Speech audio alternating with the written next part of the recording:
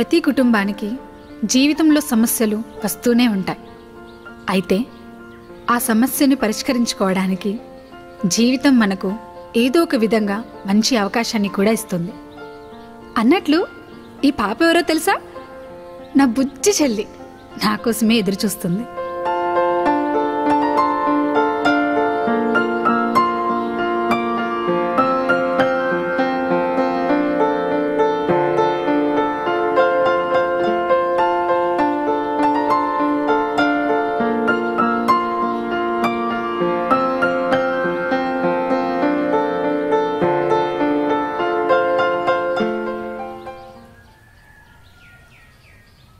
బాబాయ్.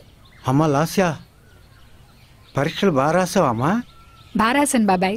మీకు ఎన్ని కష్టాలు వచ్చినాయి తల్లి. గత ప్రభుత్వం ఇచ్చిన తప్పుడు హామీల వల్ల మీ నాయన అప్పుల పాలైనాడు. ఎంత గడ్డి పెడితే గత ప్రభుత్వానికి బుద్ధి వస్తుందో తల్లి.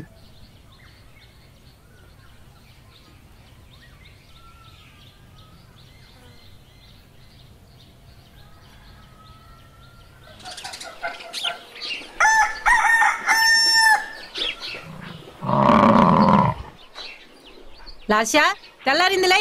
నిన్నే పరీక్షలు అయినాయి కదమ్మా, కనీసం ఈ రోజన్నా ప్రశాంతంగా పడుకొని.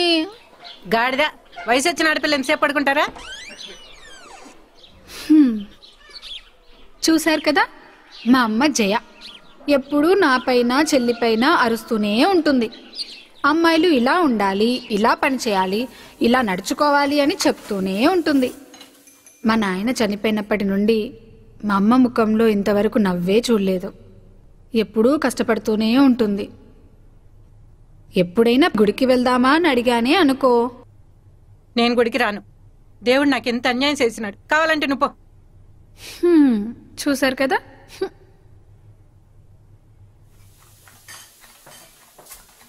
పొయ్యి మీద పాలు పెట్టా, చూసుకోమ్మా.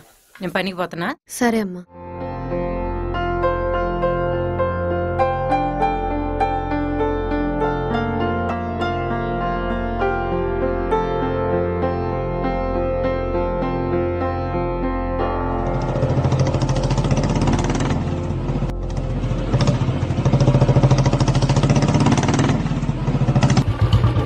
ఓ జయమ్మా,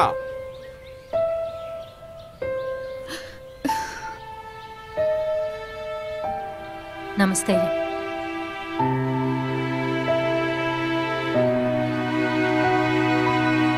నువ్వేమో అదిగే ఇస్తా ఇదిగే ఇస్తా అని 3 ఏళ్ళని చెప్తున్నావు. ఇదంతా కాదు కానీ అప్పు తీర్చగలవా లేదా? ఎలాగైనా చేసి ఈ ఏడాదిలో కట్టేస్తానయ్యా. ఇలాంటి ఎన్నో చూశాలే గాని ఎందుకు ఎప్పుడు కడతావో చెప్పు. ఈ ఒక్కసారి గడువేయండి అయ్యా. సరే, నీ ముఖం చూసి ఈసారికి వెళ్తున్నా. ఈసారి కట్టకపోయావో నీ ఇల్లు నా సొంతం, నీ ఇల్లు నా సొంతం.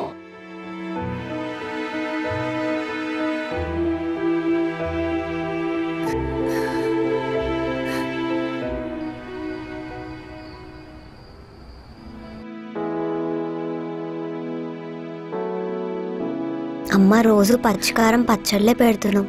ఒక్కసారైనా పాయసం చేయొచ్చు కదమ్మా. మీ అయ్య ఊరి నిండి అప్పులు చేసిపోయినాడు.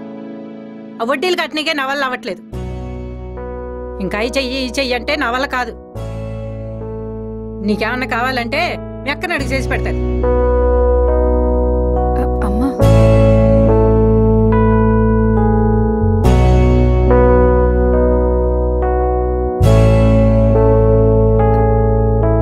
శిరీష, నేను చేసి పెడతాను.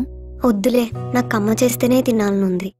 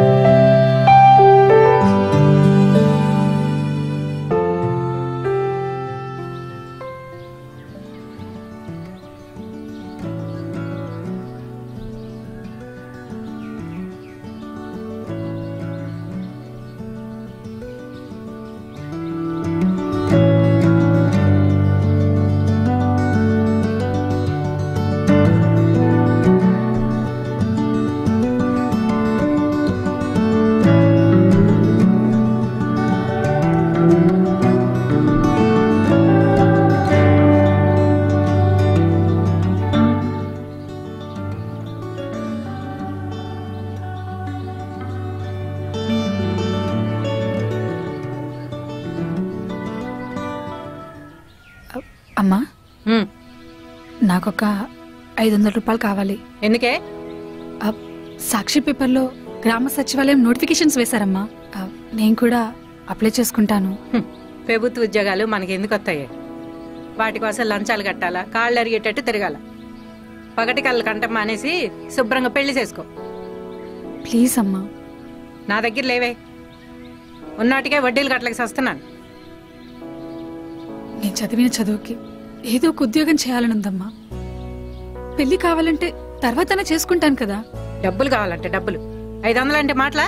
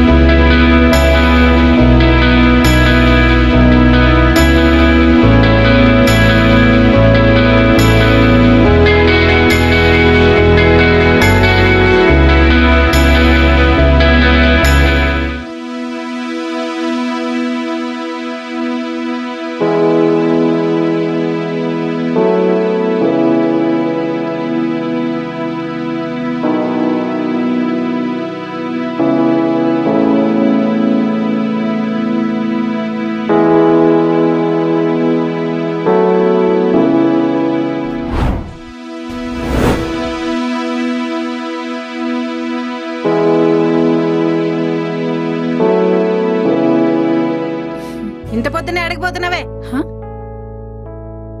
అమ్మా, నాకు ఉద్యోగం వచ్చిందమ్మా.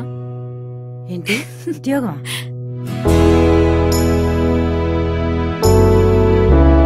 దీనికి నిజంగా వచ్చిందంటావా?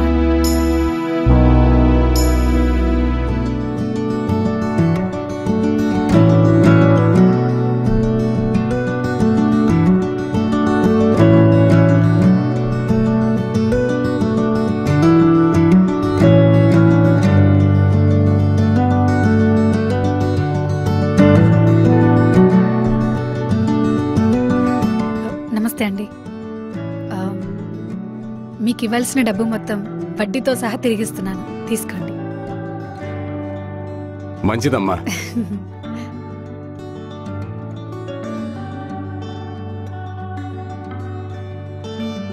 అన్ని డబ్బులు నీకెక్కడవే? బ్యాంక్ వాళ్ళు లోన్ ఇచ్చారు కాబట్టి.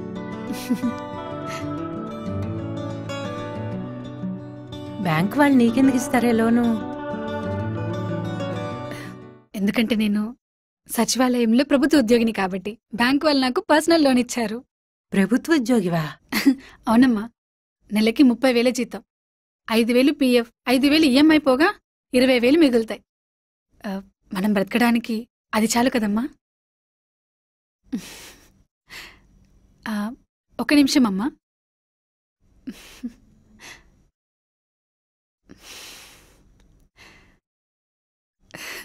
నీకోసమే చీర తీసుకొచ్చాను.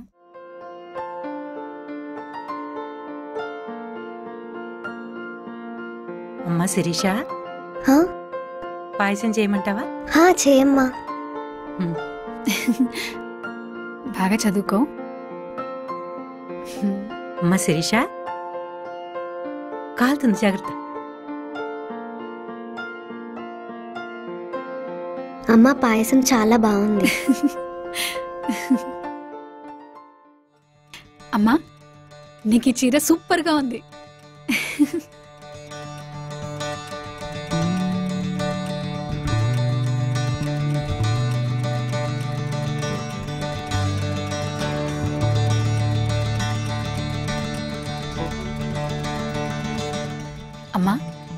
బయటికి ఎక్కడికైనా వెళ్దామా?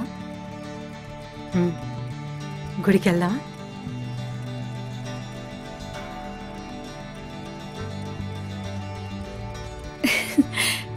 వెళ్దామమ్మా.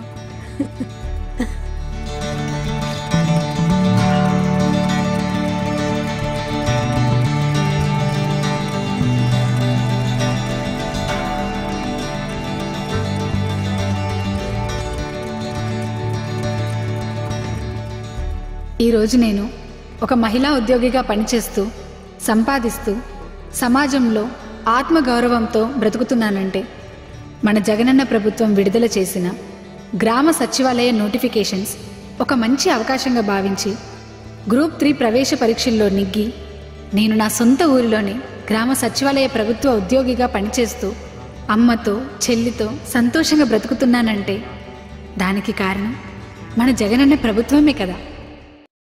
గ్రామాలు అభివృద్ధి చెందితేనే మన దేశం కూడా అభివృద్ధి చెందుతుంది అని జాతిపిత మహాత్మా గాంధీ అన్నట్లు ఈ గ్రామ సచివాలయ వ్యవస్థను రాష్ట్ర రాజధాని నుండి ప్రతి గ్రామానికి తీసుకువచ్చి అభివృద్ధి అంటే మొట్టమొదట గ్రామం నుండే మొదలు పెట్టాలి అనే ఒక విప్లవాత్మక నిర్ణయం తీసుకున్న మరుక్షణం నుంచే అభివృద్ధే ధ్యేయంగా ఆచరణే లక్ష్యంగా పనిచేస్తుంది మన జగనన్న ప్రభుత్వం.